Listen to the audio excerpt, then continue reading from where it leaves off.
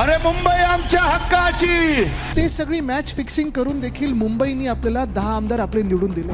गेले 2 वर्ष आपण सातत्याने जे विषय घेतलेले आहेत, मग तो रस्त्यांचा घोटाळा असेल की जवळपास 6080 कोटीचा घोटाळा, की वर्षानुवर्ष ज्यांना मुंबईला महाराष्ट्रापासून तोडायचं होतं, कदाचित गुजरातला जोडायचं होतं किंवा वेगळं ठेवायचं होतं, हे प्रयत्न मुंबईला जिंकू शकत नाही तर काय करायचं? मग एका उद्योगपतीच्या घशात घालायची मुंबई। आमदार व्हा, नगरसेवक व्हा, महापौर व्हा, मंत्री व्हा, मुख्यमंत्री व्हा, तुमचा आवाज, मुंबईकरांचा आवाज मुंबईत ऐकू जाणारच नाही। जे मी मागे लिहिलेलं ना, लढा आपल्या मुंबईचा, या लढ्यात तुम्ही सहभागी होणार की नाही होणार हे तुम्हाला आज ठरवायचं। ही सॉल्ट पॅन लँड दिसते ना, परवाकडे मास्टर प्लॅन मध्ये मी 2-3 नावं वाचली। आर्थर सॉल्ट वर्क्स, जिथे सॉल्ट पॅन नाहीये म्हणजे मिठागर नाहीये, तिथे आपण आरेची मेट्रो हलवणार होतो। आठवतं ना, 102 एकर मध्ये केंद्र सरकारने काय सांगितलं तेव्हा?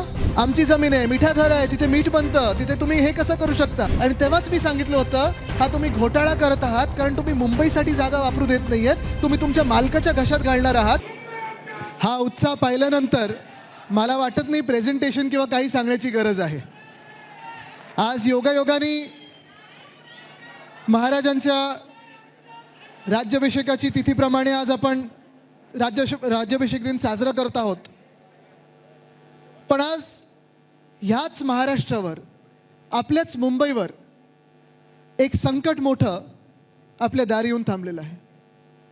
निर्णय तुम्ही घ्यायचा आहे की त्या संकटाला तुम्ही घरात येऊ देणार आहात की उंबरठ्यावरनच परत पळवणार आहात, हा निर्णय तुमच्या हातात आहे। आणि हा निर्णय तुमचा, तुम्ही मुंबईकर म्हणून घ्यायचा आहे। तुम्ही कुठच्याही पक्षाचे असाल, कोणालाही मतदान करत असाल, कुठच्याही जातीचे असाल, धर्माचे असाल, कुठच्याही भाषा बोलत असाल, पण आज वर्षानुवर्ष जो प्रयत्न होत आहे मुंबईला महाराष्ट्रापासून तोडण्याचा, तो काही यशस्वी होत नाही। आधीच्या निवडणुका आपण पाहिल्या, मग अनेक निवडणुका आता पाहतच आलोय, पण 2017ची असेल, 2019 मध्ये आपली निवडणूक पाहिल्यानंतर पुन्हा एकदा 2024चं जो वर्ष होतं ते फार महत्त्वाचं होतं।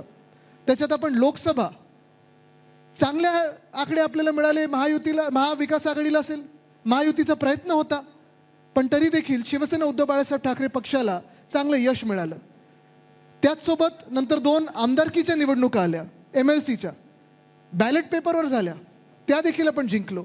सेनेटची निवडणूक जिंकलो। आणि त्यानंतर आपण पाहिलं असेल, काल परवाकडेच राहुल गांधींनी जो लेख लिहिलेला आहे, निवडणूक आयोगाने जे सेटिंग केलं, फिक्सिंग केलं, ते सगळी मॅच फिक्सिंग करून देखील मुंबईने आपल्याला 10 आमदार आपले निवडून दिले। याचा अर्थ हाच होतो की वर्षानुवर्ष ज्यांना मुंबईला महाराष्ट्रापासून तोडायचं होतं, गिळायचं होतं, कदाचित गुजरातला जोडायचं होतं किंवा वेगळं ठेवायचं होतं, हे प्रयत्न मुंबईला जिंकू शकत नाही तर काय करायचं? मग एका उद्योगपतीच्या घशात घालायची मुंबई आणि अशी बनवून ठेवायची मुंबई, प्रायव्हेट लँड काहीतरी करून, की मग तुम्ही मग भले खासदार व्हा, आमदार व्हा, नगरसेवक व्हा, महापौर व्हा, मंत्री व्हा, मुख्यमंत्री व्हा, तुमचा आवाज, मुंबईकरांचा आवाज मुंबईत ऐकू जाणारच नाही, मुंबईत कोणी ऐकू शकणारच नाही, असं दाबून टाकायचा। आणि हे संकट आज, जे मी मागे लिहिलेलं ना, लढा आपल्या मुंबईचा, या लढ्यात तुम्ही सहभागी होणार की नाही होणार हे तुम्हाला आज ठरवायचं। तुम्हाला ठीक आहे, आपण शिवसेना उद्धव बाळासाहेब ठाकरे पक्ष म्हणून आंदोलन करायची, हाक मारायची वेळ येतच नाही, कारण आपली आंदोलन ही ज्वलंत असतात। आंदोलन आपण करत आलेलो आहे। गेले 2 वर्ष आपण सातत्याने जे विषय घेतलेले आहेत, मग तो रस्त्यांचा घोटाळा असेल, रस्त्यांचा घोटाळा मी 2 वर्ष सतत मांडत आलेलो आहे, की जवळपास 6080 कोटीचा घोटाळा। त्यावेळी देखील मी प्रधानमंत्री महोदयांना विनंती केली होती। मला आठवतो तो दिवस, जानेवारीतला दिवस होता, तेव्हा मी पत्रकार परिषद घेतली होती आणि सांगितलं होतं, प्रधानमंत्री महोदय तुम्ही कृपा करून ह्या रस्त्यांच्या भूमिपूजनासाठी येऊ नका, तुमची याच्यात बदनामी होईल। पण आले ते, भूमिपूजन केलं 18 जानेवारीच्या तारखे। आणि त्यानंतर आपण पाहतोय गेले 2 वर्ष संपूर्ण मुंबई, पहिल्या वर्षी तर कामच सुरू झाली नव्हती आणि दुसऱ्या वर्षाने आत्ता, म्हणजे हे मागची 2 वर्ष आपण पाहतोय, संपूर्ण मुंबई, प्रत्येक गल्ली ही खोदून ठेवले ना। काही परिसर तर असे झालेत आपल्या उपनगरामध्ये की गाडी आणि रिक्षा सोडा, आपण पण चालून जाऊ शकतो की नाही हा प्रश्न उपस्थित झालेला आहे। त्याच्यात रस्त्यांचे खड्डे तर आहेच, रस्ते चांगले होते ते खोदून ठेवलेले आहेत, भले मोठ्या कॉन्ट्रॅक्टरना ॲडव्हान्स मोबिलायझेशनच्या नावाखाली मुंबईकरांचे पैसे दिलेले आहेत। आणि आज परिस्थिती अशी झालेली आहे की ह्याच घोटाळ्यामुळे आणि अनेक असे घोटाळे जे झालेत त्यामुळे मुंबई महानगरपालिकेत जी मुंबई महानगरपालिका आपण 1997 पासून जपून सगळे इथे जे नगरसेवक, माजी नगरसेवक, इच्छुक नगरसेवक असतील, होतकरू नगरसेवक असतील, भावी नगरसेवक असतील, महापौर असतील जे बसलेत, तुम्हाला सर्वांना माहिती आहे 1997 साली जेव्हा आपली सत्ता आली 600 कोटीचे डेफिसिट होतं. आपण काम करून करून कुठेही टॅक्स न वाढवता 92,000 कोटीचं सरप्लस आपण मुंबई महानगरपालिकेचं एकटीचं केलं होतं. कोणासमोर वाकायची वेळ आली नाही, कोणासमोर झुकायची वेळ आली नाही, दिल्लीसमोर तर कदापि नाही. पण आज ह्या एशनची सरकारनी असेल, ह्या भाजपच्या घोटाळेबाज सरकारनी असेल, ह्याच 92,000 कोटीला 1.5 नाही 2 नाही तर 2.5 लाख कोटीचं परत एकदा डेफिसिट कमिटेड लायबिलिटीमध्ये नेले. हे पैसे कोणाचे होते? तुमचे, आमच्या सर्वांचे, मुंबईकरांचे होते. पण वापरले कोणासाठी? त्यांच्या लाडक्या कॉन्ट्रॅक्टर्ससाठी वापरले. आज आपण पाहतोय ह्याच घोटाळ्यांमुळे, रस्त्याचा घोटाळा असेल, ही सगळी जी घोटाळेबाज कामं हे करून ठेवलेली आहेत, मिंदेंनी करून ठेवलेली आहेत, त्याच भ्रष्टनाथ मिंडेंमुळे. आणि होय, मी भ्रष्टनाथ मिंदेच बोलणार, कारण ते भ्रष्ट आहेच, त्याच्यामुळेच तर पळायला लागलं होतं त्यांना गुवाहाटीला. पण ह्याच भ्रष्टनाथ मिंडेंमुळे आज आपण पाहतोय बीएसटीचे काय हाल झालेत. दरवाढ झाली की नाही झाली? आपल्या वेळी बीएसटी 5 किलोमीटर किती रुपयात जायचो आपण? 10 किलोमीटर किती रुपयात जायचो आपण? 15 किलोमीटर किती रुपयात जायचो? आणि कुठूनही कुठे जर 15 किलोमीटरच्या पुढे असेल तर 20 रुपयात आपण जाऊ शकत होतो. आता भाडेवार झाल्यानंतर किती झाले? दुप्पट. आणि बसेस वाढल्यात का? वेळेवर पगार मिळतात का? बीएमसी कर्मचाऱ्यांना पगार मिळतात का? नाही मिळत आहेत. मग ह्याल मुंबईचे कोणी करून ठेवलेत?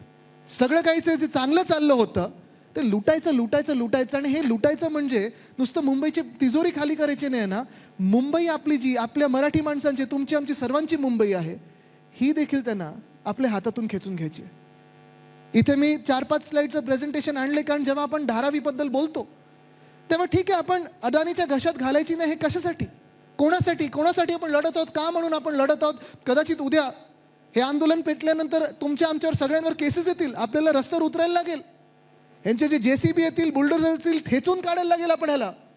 पण हे करत असताना तुम्हाला स्वतःला पटलं पाहिजे की तुम्ही आंदोलन कोणासाठी करताय, कशासाठी करताय. जसं मी 2 वर्षाच्या रस्त्याच्या घोटाळ्याचं सांगितलं. आणि बघा, प्रत्येक पाऊल जे आपण पुढे टाकतोय कुठे ना कुठेतरी वरतून देव बघत आहे, शिवराय बघत आहेत, माझे आजोबा बघत आहेत आणि आपल्याला यशस्वी ठरवत आहेत. कारण तसंच मागच्या वर्षी ऑक्टोबरमध्ये 3 ऑक्टोबरला मी पत्रकार परिषद घेतली होती आणि गायमुख ते ठाणा ते बोरिवली जे टनल होतं आणि उन्नत मार्ग जो होता त्याच्याबद्दल मी पत्रकार परिषद घेतली होती की हा घोटाळा आहे. 15 दिवसापूर्वी सुप्रीम कोर्टाने पण सांगितलं की हा घोटाळा आहे, टेंडर रद्द करा, नाहीतर आम्हाला तुम्हाला आत टाकायला लागेल. म्हणजे मी रस्त्यांबद्दल बोलत होतो, मी पाण्याच्या प्रश्नाबद्दल बोलत होतो, मी स्ट्रीट फर्निचर बद्दल जे सांगितलं होतं, मी ह्या ठाणे बोरिवली बद्दल जे सांगितलं होतं, आणि आज जे धारावी बद्दल सांगत आहे, मी असेल की उद्धव साहेब असेल, एका वेगळ्या पोटतिडकीने सांगत आहोत. कारण ही मुंबई आपली आहे आणि आपलीच राहायला पाहिजे. कोणी उद्योगपती, आणि वर्षानुवर्ष इथे उद्योगपती आलेले आहेत, उद्योगपत्यांनी मुंबईला आपलं घर समजलेलं आहे. जगात अनेक लोक श्रीमंत झालेले आहेत आणि श्रीमंत होण्यात काही गैर नाही, झालेच पाहिजेत. मुंबईकरचं कोण श्रीमंत होत असेल तर आपल्याला आनंद आणि अभिमानच असला पाहिजे. पण ही श्रीमंती माझ्या मुंबईला लुटून तुम्ही श्रीमंत होऊ शकणार नाही, हे देखील आपण ठरवलं पाहिजे. जर तुम्हाला राहायचं असेल या मुंबईमध्ये धंदा करायचा असेल तर मुंबईकर म्हणून राहा, मुंबईचा आदर करा, मुंबादेवीचा आदर करा, आणि तरच तुम्ही इथे व्यवसाय करू शकाल. आज जो धारावीचा प्रकल्प आपल्या डोळ्यासमोर आपण पाहत आहोत, मला वाटतं धारावी हा प्रकल्प किती लोकांनी आपण ऐकले? धारावीबद्दल सगळ्यांनी ऐकलं ना? काय वाटतं आपल्याला धारावीबद्दल? पुनर्विकास झाला पाहिजे की नाही झाला पाहिजे? झालं पाहिजे ना. धारावीकरांना त्यांची घरं मिळाली पाहिजेत की नाही मिळाली पाहिजेत? जे वर्षानुवर्ष तिथे कुंभारवाडा असेल, तिथे चर्मउद्योग असेल, तिथे अनेक वेगळे, आपला कोळीवाडा आहे, तिथे त्यांना त्यांच्या हक्काची घरं मिळाली पाहिजेत की नाही मिळाली पाहिजेत? मिळाली पाहिजेत ना. आणि म्हणून हा धारावीचा जो पुनर्विकासाचा प्रकल्प आहे, हा प्रकल्प आपल्या वेळी देखील आपण ह्याला चालना देत होतो. हे जे बोलतात ना, खोटं बोलतात. आपल्या वेळी हे टेंडर निघालं नव्हतं. हे टेंडरची जर तुम्ही तारीख बघाल तर ऑक्टोबर 2022 पर्यंत आहे. ऑक्टोबर 2022 मध्ये कोणाचं सरकार होतं? भ्रष्टनाथ मिंदेंचं. बरोबर आहे ना? आपलं सरकार हे जूनमध्ये यांनी पाडलं, घोटाळा करून पाडलं, पळून गेले आणि पाडलं ह्या डरपोक लोकांनी. पण हेच आपला हेतू होता की धारावीकरांना त्यांच्या हक्काचं घर त्यांना मिळालंच पाहिजे. किती वर्ष ते झोपडपट्टीमध्ये राहणार किंवा ज्या परिस्थितीत आहे त्या परिस्थितीमध्ये राहणार. आपण पाहतो माझ्या आजोबांनी जेव्हा SREची योजना आणली, वंदनीय हिंदू सम्राट बाळासाहेब ठाकरेंनी SRNची योजना आणली, तेव्हा हेच होतं की प्रत्येक मुंबईकराला जो मेहनत करतो या मुंबईमध्ये, छोटी मोठी कामं करतो पण मोठी स्वप्न बघतो आणि ज्याच्यामुळे मुंबई चालते, त्यांना त्यांचं हक्काचं घर मिळालं पाहिजे. आपण पाहत आलेलो आहे की वर्षानुवर्ष आता ही घरं कुठे ना कुठेतरी लोकांना मिळायला लागलेली आहेत. ह्या स्कीम होत असतात SREच्या. पण धारावी बद्दल एवढं एक वलय निर्माण करून ठेवलं होतं आणि आपल्या वेळी देखील हाच एक विषय होता की रेल्वेची जागा धारावीकरांना मिळणार की नाही मिळणार, आणि आपण तो प्रयत्न करत होतो. जर तुम्हाला सांगायचं झालं तर मूळ धारावी आहे, जिथे झोपडपट्टी असेल किंवा साधारणपणे स्लम एरिया आपण ज्याला बोलतो, स्लम सोसायटी बोलतो, हे 300 एकरमध्ये होती. बाजूचे जे आता अधिक त्यांना दिलेले आहेत ते 240 एकर दिलेत. म्हणजे झाले किती? 540 एकर, जवळपास 540 ते 550 एकर हे धारावी प्रकल्पासाठी आपण देव करत होतो. आता तुम्ही तसं पाहायला गेलं, कुठचाही विकासक असेल त्याला 540 एकर जर मिळत असेल, म्हणजे 240 250 एकर अधिकचे मिळत असतील, तर ट्रान्झिट असेल, PAP असेल, PTC असेल, नवीन घरं असतील, रिहॅबची घरं असतील, खूप झाली ना, तिथे बांधू शकतात ना. पण ह्यांचे मनसुबे फार वेगळे आहेत. पुढच्या स्लाइडवर जाऊया. ह्यांचा मनसुबा फार वेगळा आहे. ह्यांच्या जे मनात आहे ना, हा धारावीचा पुनर्विकास नाही आहे. भाजप मालकाचा विकास. म्हणजे कोणाचे मालक? कोणाचे मालक? हे मनात आपले एकदम स्पष्ट आहे ना. भाजपचे जे मालक आहेत कोण? अदानी. त्यांना त्यांचा स्वतःचा विकास करून घ्यायचा आहे. आता तुम्ही बघा, ह्याच्यात गंमत अशी केली त्यांनी, परवाकडे जो मास्टर प्लॅन मंजूर केला मुख्यमंत्री महोदयांनी, मी साधा प्रश्न विचारला की मुख्यमंत्री महोदय, तुम्ही जो मास्टर प्लॅन मंजूर केलेला आहे, त्या मास्टर प्लॅनमध्ये मंजूर करत असताना त्या खोलीमध्ये मुंबई प्रेमी कोण होतं का? धारावीतलं कोणी होतं का? मुलुंडमधलं कोणी होतं का? विक्रोळीतलं कोणी होतं का? कुर्ल्यामधलं कोणी होतं का? कोणीच नव्हतं. मग तुम्ही मंजूर कोणासाठी केलात? तुमच्या स्वतःच्या पक्षाच्या मालकासाठी केलात. कारण ह्याच्यात अटी अशा टाकलेल्या आहेत की जर तुम्ही धारावीमध्ये 2000 पर्यंत राहत असाल तर तुम्हाला धारावीतच घर मिळणार. आता SREची कट ऑफ डेट काय? 11 की 15 की काय? आणि इथे सुनील शिंदेजी आले आहेत, सचिन भाऊ आलेले आहेत. मला तुम्ही सांगा, आपण BDDची जेव्हा घरं देत होतो, 160 स्क्वेअर फुटापासून 500 स्क्वेअर फुटाची घरं BDD वरळीमध्ये दिली, नामजोशीमध्ये दिली, वडाळ्यामध्ये दिली. शिवडीचं तुमचं बाकी आहे तिथे. आता कुठे शिवडीचे वेगळे लोक इथे अजय चौधरीजी आलेले आहेत, ते BPTकडे. पण आपण कट ऑफ डेट काय ठेवली होती? जे आत्तापर्यंत राहत आहेत त्यांना आत्तापर्यंत सगळ्यांना आपण घरं देणार आहोत. म्हणजे 15,000 तिकडच्या लोकांना आपण घरं देणार आहोत. जे 3 पिढ्या पोलिसांमध्ये ज्यांनी काम केले, पोलीस म्हणून राहिले, जे तिथे राहिलेत BDDमध्ये, त्यांना आपण तिथेच मोफत घरं देत आहोत. पोलिसांमधलं अर्थात कन्स्ट्रक्शन कॉस्ट घेऊन, बाकीच्यांना मोफत. पण तुम्ही मला सांगा, जर हे आपण BDDच्या त्या ठराविक घरांसाठी करू शकत असू, तर 500-550 एकर जर तुमच्या हातात येत आहेत, धारावीसारखी तुम्हाला जागा मिळत आहे BKCच्या बरोबर बाजूला, तर 2000 पर्यंतच धारावीचे पात्र झाले, बाकी सगळे अपात्र. हे योग्य आहे? तुम्हाला मान्य आहे? धारावीमध्ये पण जे लोक मेहनत करतात, पोटावर आपण पाहतो, सगळे पोटापाणीसाठी जेवढी मेहनत करतात, दिवस रात्र मेहनत करतात. मी स्वतः कोविडच्या वेळी पाहिलेलं तिथे कोण कोण राहतं, कोण कोण तिथे कामं करतात, कशी कामं करतात. ह्या लोकांनी अनेक व्यवसाय इथे मोठे करण्याचा प्रयत्न केलेला आहे. प्रत्येकाला त्यांचं एक मदत मिळते. आणि ह्या लोकांना तुम्ही ठरवताय की 25 वर्षापूर्वीपर्यंत जे राहायचे तेच आता एलिजिबल होणार, बाकी सगळ्यांना हे लोक बाहेर काढणार. म्हणजे तुम्ही विचार करा, किती लाख धारावीकर, किती लाख मूळ मुंबईकर हे त्यांच्या घराच्या बाहेर कोणासाठी काढणार? अदानीसाठी. हा अधिकार दिला कोणी त्यांना? हा विचार करण्याची आता वेळ आलेली आहे. मग त्यांनी काय ठरवलं? 2011 पर्यंत जे लोक आहेत त्यांना बाहेर जे अदानी ट्रान्झिट बांधणार, म्हणजे कुठे? मुलुंडमध्ये, घाटकोपरमध्ये, देवनारमध्ये, कुर्ल्यामध्ये. आजच ते देवनार डम्पिंग ग्राउंड आलं ना, काय सांगितलं सुप्रीम कोर्टाने? टॉक्सिसिटी केवढी आहे त्याची? तिप्पट आहे. म्हणजे जिथे तुम्ही एक उदाहरण पहा, घोराईचं जे डम्पिंग ग्राउंड होतं, किशोरीताई, श्रद्धाताई, तुम्ही इथे बसल्यात, महापौर दोघी राहिलेले आहेत. गोराईमध्ये जे डम्पिंग ग्राउंड होतं एशियाचं सगळ्यात मोठं होतं. त्याला आपलं सरकार असताना आपण वरती कव्हर केलं छान आणि मोठं गार्डन बनवलं, ग्राउंड बनवलं, लोकांसाठी आपण केलं होतं. पण इथे देवनारसाठी ते काय करणार आहेत? डम्पिंग ग्राउंडवर धारावीच्या लोकांना आणून बसवणार आहेत, त्यांना घरं देणार आहेत. मान्य आहे? माणुसकी कुठेतरी ठेवणार आहात की नाही तुम्ही? पण हे सगळं होत असताना आता बघूया ह्यांचा पुनर्विकास. जे बोलतात ना की आम्ही 2000 पर्यंत धारावीमध्ये घरं देऊ, 2011 पर्यंत अदानी जे बनवेल तिथे बाजूला म्हणजे तुमच्या तुमच्या वेगळ्या वेगळ्या एरियाजमध्ये घरं देऊ, आणि त्याच्याही पुढे 2011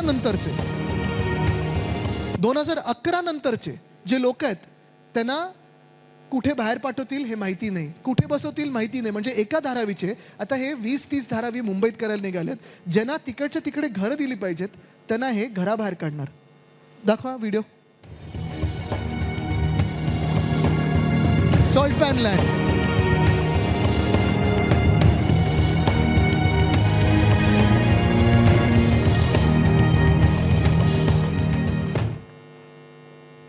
ही सॉल्ट पॅन लँड दिसते ना. परवाकडे मास्टर प्लॅन मध्ये मी 2-3 नावं वाचली. आर्थर सॉल्ट वर्क्स हे भांडूपचं, आणि इथे पुढे कांजूरमार्गचं, इथे थोडं आहे भांडूप मुलुंडचं. तुम्हाला आठवत असेल जिथे सॉल्ट पॅन नाहीये म्हणजे मिठागर नाहीये तिथे आपण आरेची मेट्रो हलवणार होतो. आठवतं ना? 102 एकरमध्ये.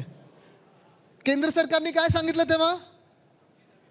आमची जमीन आहे, मिठागर आहे, तिथे मीठ बनतं, तिथे तुम्ही हे कसं करू शकता? आणि तेव्हाच मी सांगितलं होतं हा तुम्ही घोटाळा करत आहात, कारण तुम्ही मुंबईसाठी जागा वापरू देत नाहीयेत, तुम्ही तुमच्या मालकाच्या घशात घालणार आहात. तेव्हा जे मी बोललो होतो 2021 साली 22 साली ते आज खरं ठरत आहे. ह्याच आर्थर सॉल्ट वर्क्स हे खरं सॉल्ट वर्क्स आहे, त्याच्यावरती आपण जागा देत होतो. आर्थर जेन्किन्स जे सॉल्ट वर्क्स आहे ते खरोखर मिठागर होतं, पण ते पण अफोर्डेबल हाऊसिंग असेल किंवा धारावीच्या नावाखालती देणार कोणाच्या घशात? अदानी. मिठागर जी आहेत ती देणार कोणाच्या घशात? जे आपण मिठागर नव्हतं आपण कारशेडसाठी वापरणार होतो, आरेचं जंगल वाचवत होतो, ते कोणाच्या घशात? अदानी. मग राहिलं काय? पुढचं बघू. ठीक आहे, हे तुम्ही आंदोलन केलेलं आहे मला वाटतं सगळं. पुढची स्लाइड घ्या. आता हे बघा, हे कोण आहेत?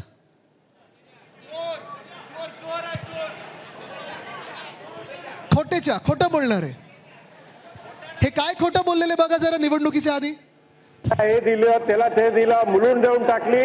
1 स्क्वेअर फूट जमीन मुलुंडची कोणाला देण्यात आलेली नाही अध्यक्ष महोदय. 1 स्क्वेअर फूट हे रेकॉर्ड वरनं काढा, कारण आमच्या गावात काय हे उद्रेक मचवायचा. रेकॉर्ड नियमाप्रमाणे जे चुकीचं असेल ते रेकॉर्ड करण्यात आलेली नाहीये. खरं बोलतात की खोटं बोलतात? माणसं नाव कोटेच्या ठेवायचं की खोटेच्या ठेवायचं? हे त्यावेळी पण मी सांगत होतो तुम्हाला. दोन्ही निवडणुकीत मी आलो होतो आणि सांगितलं होतं की हे खोटं बोलत आहेत, कारण हे ह्यांच्या मालकासमोर काय आवाज काढणार हो? मालक बोलेल उठ की उठले, बस बोलले की बसले. आता गेले कुठे? मास्टर प्लॅन अप्रूव्ह झाल्यानंतर जरा उद्या परवाकडे जाऊन विचारा, काही करू नका नाही तर परत आपल्यावर केसेस येईल. पत्र पाठवता नाही, एक प्रेमाचं पत्र पाठवा की खोटेच्या साहेब आपण खरं बोलताय की खोटं बोलताय, रेकॉर्डवर चुकीचं असेल तर काढा, पण हा रेकॉर्ड कोण पोचणार? पुढचं बघू. ही कुर्लाची मदर डेअरीचा प्लॉट 21 एकर.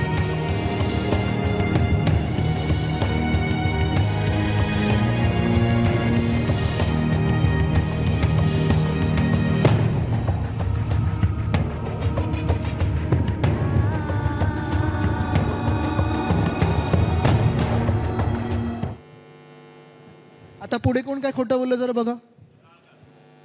हे आपण आंदोलन केलेलं.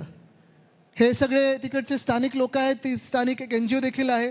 मला माहित नाही आज आलेत की नाही आलेत, त्यांना सगळ्यांना आपण निमंत्रण पाठवलं होतं. आलेत कुठे? हा बघा इथे.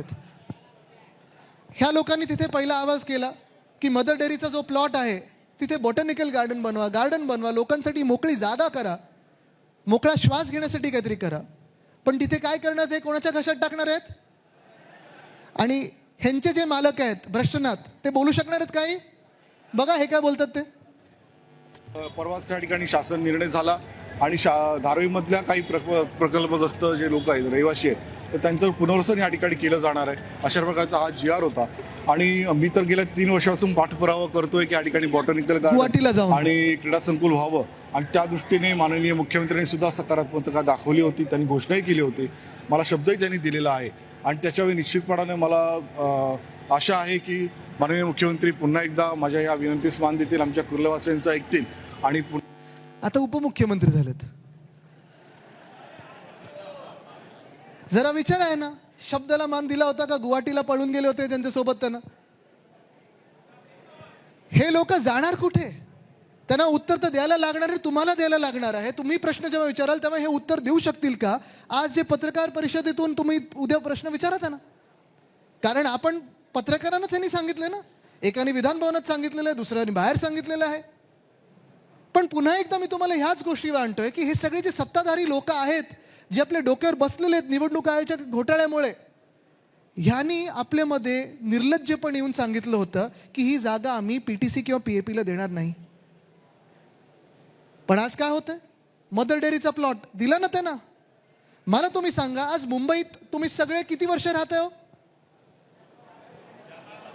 जन्मापासून राहताय ना. चला एक काम करू, उद्या आपण मंत्रालयात जाऊ आणि मुख्यमंत्री महोदयांना सांगू की आम्ही जन्मापासून मुंबईकर आहोत, आम्हाला बाकी अदानी एवढी जागा नकोय, आम्हाला 1 स्क्वेअर फूट जागा मुंबईमध्ये फुकटात द्या. मिळणार आहे? मिळणार आहे? जे सवलती तुम्ही अदानीला देताय तेवढं आम्हाला 1 स्क्वेअर फुटासाठी द्या. मिळणार आहे? मग ज्या सवलती अदानीला मिळत आहेत ते माझ्या मुंबईकरांना का नाही? जे हक्क, जे अधिकार अदानीला मिळत आहेत ते माझ्या मुंबईकरांना का नाही?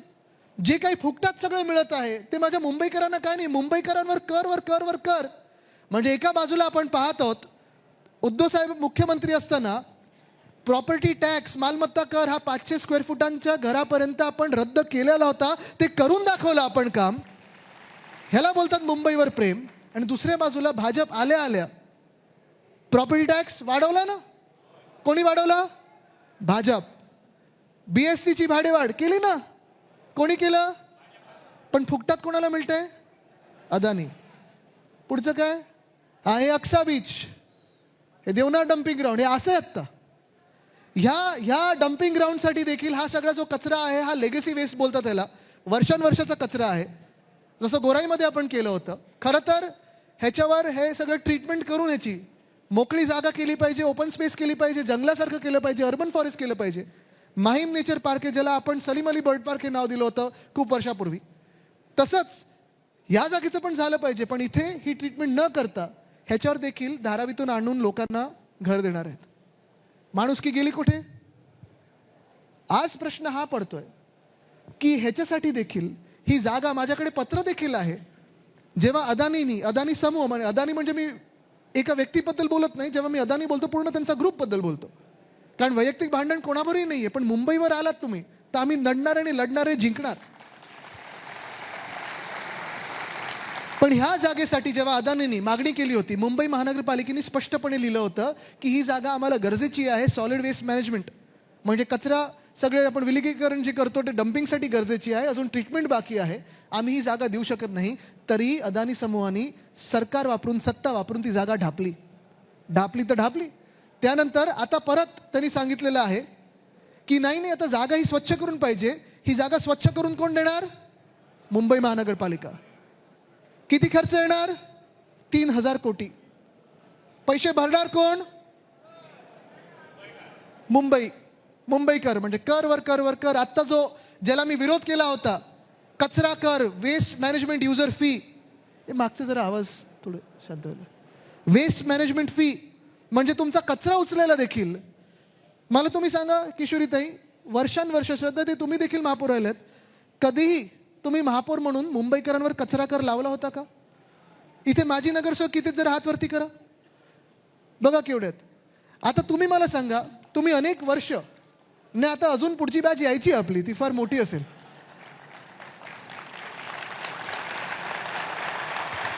इच्छुक अजून जोरात टाळ्या मारतात हा.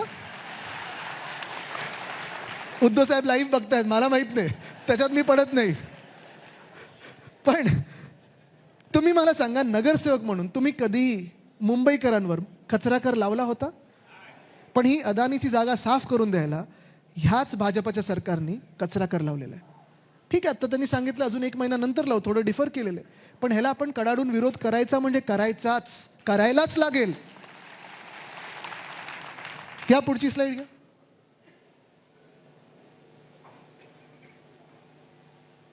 ह्याचं उत्तर मला तुमच्याकडून पाहिजे.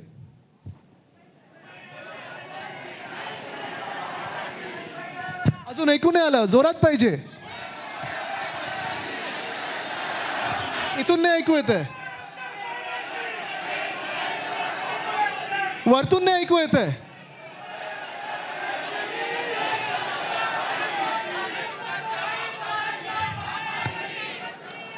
याच्यावर मी काही बोलणं गरजेचं आहे का? घ्या पुढची स्लाइड.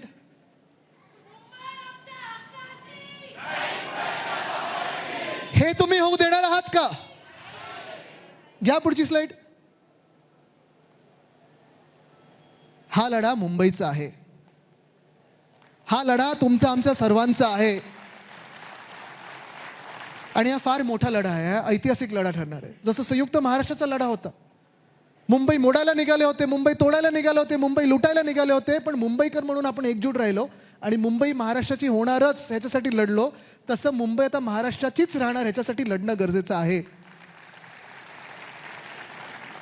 आणि ही काय खोटी भीती दाखवत नाही मी, इथे व्हॉट्सअप युनिव्हर्सिटी सारखं सांगत नाही मी, हे खरं आहे.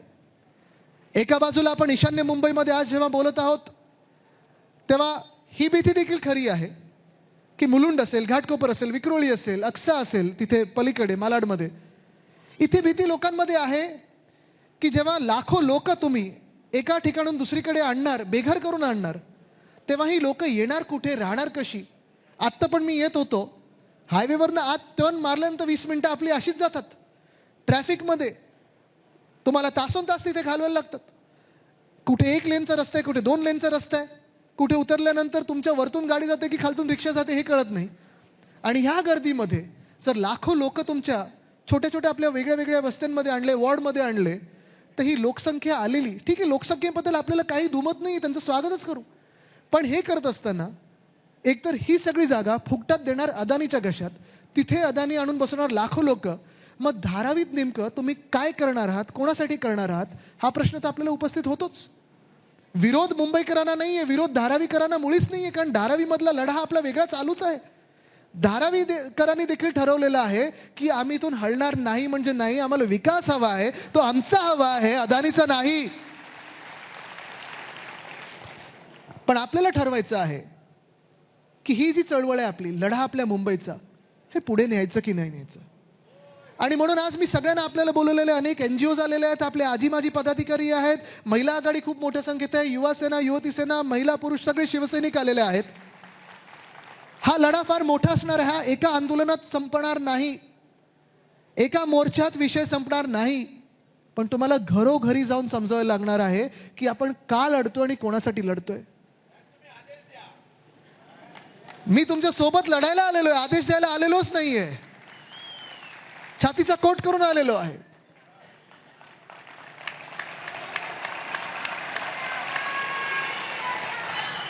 हा लढा आपल्याला लढायलाच लागणार, तो आपल्या मुंबईसाठी लढायला लागणार, आपल्या महाराष्ट्रासाठी लढायला लागणार.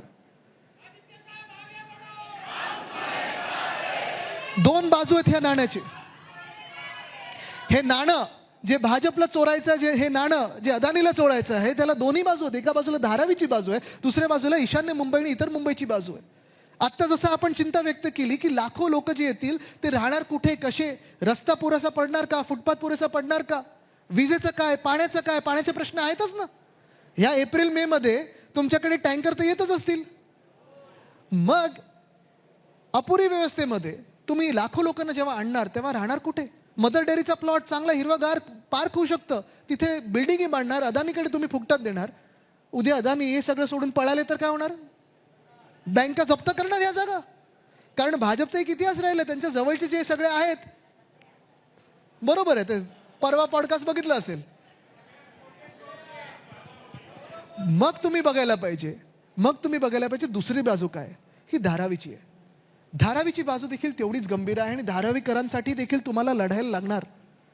धारावीसाठी आपण जे स्वप्न पाहत होतो ते सोपं होतं. धारावीमध्ये कोळीवाडा आहे, तुम्ही मला सांगा या कोळीवाड्याला तुम्ही उंच इमारतीत बसवू शकाल का. जो कुंभारवाडा आहे, मला वाटतं 12.5 एकरचा कुंभारवाडा आहे, उंच इमारतीत बसवू शकाल का. ज्या इंडस्ट्री, मायक्रो इंडस्ट्री आहे, लेदर इंडस्ट्री आहे, त्यांना तुम्ही उंच इमारतीत बसवू शकाल का. नाही. पण यांचं प्लॅनिंग बघा कसं आहे मुंबई गिळण्याचं. जिथे धारावी आहे त्याच्या बाजूला आपलं BKC, तिथेच आम्ही राहतो. BKC मध्ये फुकटात त्यांनी जागा दिली, ती कोणाला दिली आहे, बुलेट ट्रेन. त्या बुलेट ट्रेन मधून लोक बसून जाणार कुठे. म्हणजे ही ट्रेन कोणाच्या फायद्याची आहे, तुम्ही मला सांगा, इथून किती लोक तुम्ही सगळे अहमदाबादला रोज जाऊन काम करून परत येणार? कोणी जाणार आहे? पण तिथून सगळे येतील, काम करून परत जातील, किंवा इकडचे राहणारे तिकडे जाऊन काम करतील आणि परत येतील. पण मूळ गोष्ट ही आहे की ही बुलेट ट्रेन मुंबईच्या फायद्याची आहे का? महाराष्ट्राच्या हिताची आहे का? का नाही मुंबई दिल्ली केली? का नाही मुंबई नागपूर केली? का नाही मुंबई छत्रपती संभाजीनगर केली? का नाही मुंबई पुणे केली? पण हे करत असताना बरोबर बीकेसीच्या बाजूला बुलेट ट्रेन, बीकेसी मध्येच तिथे धारावी. बरं, बुलेट ट्रेनवर जेवढा खर्च होत आहे, कितीतरी हजारो कोटीचा खर्च होत आहे, ती वापरणार कोण, त्याची किंमत काय असणार त्या तिकिटाची माहीत नाही. पण तेवढाच खर्च जर आज माझ्या मुंबईच्या लोकलवर केला असता तर आज जी घटना घडलेली आहे ती घटना घडली नसती.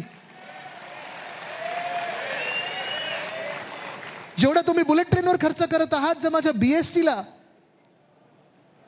त्याच्यापेक्षा कितीतरी कमी टक्क्यांमध्ये तुम्ही पैसे दिले असते तरी आज तुम्हाला भाडेवाढ करायची गरज लागली नसती किंवा बीएसटी कमी धावण्याची गरज लागली नसती. आज जेवढे तुम्ही बुलेट ट्रेनवर खर्च करत आहात तेच जर पैसे तुम्ही सगळे एकत्र करून धारावीकरांना दर्जेदार घरं देण्यात लावली असती ना, अदानीची गरज लागली नसती. पण बुलेट ट्रेन गुजरातसाठी, तिथेच बीकेसी, तिथेच तुमचं बाजूला धारावी, आणि धारावीमध्ये देखील जे धारावी वर्षानुवर्ष धारावीकर तिथे राहत आलेले आहेत. 2000 पर्यंतच पात्र, बाकी सगळे अपात्र करून ठेवायचे. म्हणजे लाखो लोक बेघर करायचे, त्यांना पाठवायचं अक्सा बीचला, देवनारला, कांजूरमार्गमध्ये, कधी सॉल्ट पॅनवर, म्हणजे ते राहू शकत नाही तिथे पाठवायचं. माझी मागणी आणि शिवसेना उद्धव बाळासाहेब ठाकरे पक्षाची मागणी ही स्पष्ट आहे.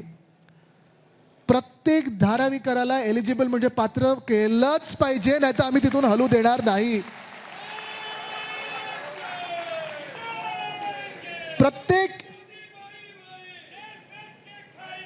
प्रत्येक धारावीकराला तुम्ही 500 स्क्वेअर फुटाचं घर हे दिलंच पाहिजे, हा त्यांचा अधिकार आहे. आणि धारावीत फक्त काही अदानीचं नाही, तर धारावीमध्ये जी धारावी बीकेसीच्या बाजूला आहे, होय, तिथे आम्ही मागणी करत आहोत, जी गिफ्ट सिटी तुम्ही मुंबईपासून खेचली आणि गुजरातमध्ये नेली, त्या गिफ्ट सिटीचा दर्जा पुन्हा एकदा आमच्या बीकेसी आणि धारावीला द्या, मुंबईला द्या, तरच हे धारावीचा प्रोजेक्ट आम्ही पुढे जाऊ देऊ. त्याच धारावीमध्ये माझ्या पोलीसवाल्यांना घरं द्या, जी रिटायर होतील त्यांना घरं द्या, बीएमसीचे कर्मचारी असतील, शासकीय कर्मचारी असतील त्यांना घरं द्या. मुंबईकरांसाठी ही धारावी पाहिजे, धारावीकरांसाठी धारावी पाहिजे. अदानीचा विकास ठीक आहे, जर तुम्ही धारावीचं नीट करत असाल मान्य आहे, सोबत राहू. पण जर मुंबई लुटायची असेल तुम्हाला, तर फक्त लढा आपल्या मुंबईचा नाही, तुम्हाला आम्ही धडा मुंबईचा काय आहे हे शिकवल्याचं थांबणार नाही. ही आज शपथ आपण छत्रपती शिवरायांची घेतली पाहिजे. आणि म्हणून मी तुम्हाला आज पुन्हा एकदा विचारत आहे, हे सगळं प्रेझेंटेशन झाल्यानंतर, हा लढा काही एका पक्षाचा नाहीये, हा लढा काही एका भाषेचा नाहीये, हा लढा एका धर्माचा नाहीये, जातीचा नाहीये, हा लढा मुंबईचा आहे. तुम्ही सोबत आहात की नाही?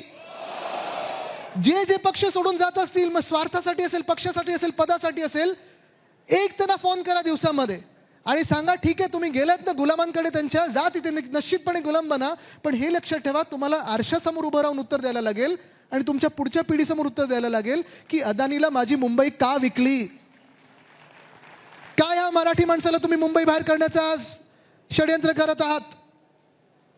हे जे तुम्हाला दाखवलेलं आहे मी, हे सगळं सत्य आहे, पण तुम्हाला हे पटलं आहे की नाही, आज प्रश्न तुम्हाला विचारायला आलोय.